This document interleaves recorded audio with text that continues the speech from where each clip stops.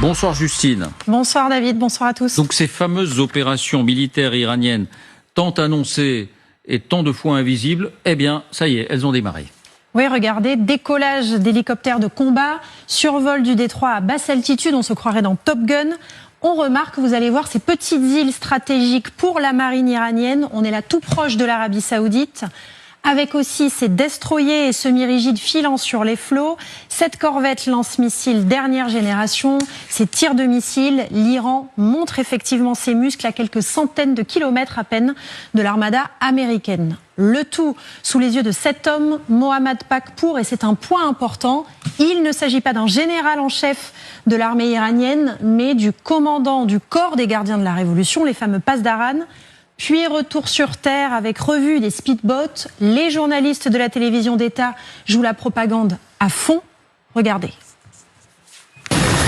ساعتی پیش مرحله اصلی رزمایش کنترل هوشمند نیروی در سپاه پاسداران انقلاب اسلامی بر تنگه هرمز، خلیج فارس و دریای عمان آغاز شده. ما در حال اعزام به منطقه رزمایش هستیم انشالله تا ساعتی در بخش خبری 21 جزئیات مراحل این رزمایش راهبردی رو به سمع و نظر شما مردم ایران خواهیم رسوند. Au passage, on peut noter le soin apporté au tournage, au montage, mouvement de caméra, ralenti. C'est du grand spectacle et c'est fait pour cela.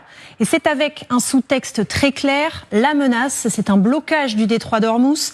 Rappelons son importance, un quart du trafic maritime mondial passe par là. Il n'y a pas que les images de manœuvre. Les studios d'animation de Téhéran ont bien travaillé pour montrer à quel point les missiles pourraient frapper n'importe quelle cible, n'importe où, sans être interceptés. En l'occurrence ici, le Khorramshahr 4, présenté comme indétectable, inarrêtable. Et il y a donc un effet miroir direct avec les nouveaux renforts américains dans cette même zone.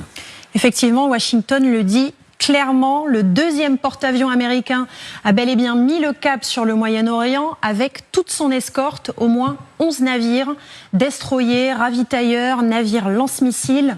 Et on estime que lorsqu'il arrivera à destination, les États-Unis auront déployé un tiers de leur marine dans la zone, des renforts aussi dans les airs, avec 5 avions ravitailleurs et 7 chasseurs F-35, en plus de plusieurs dizaines d'engins déjà positionnés au sol.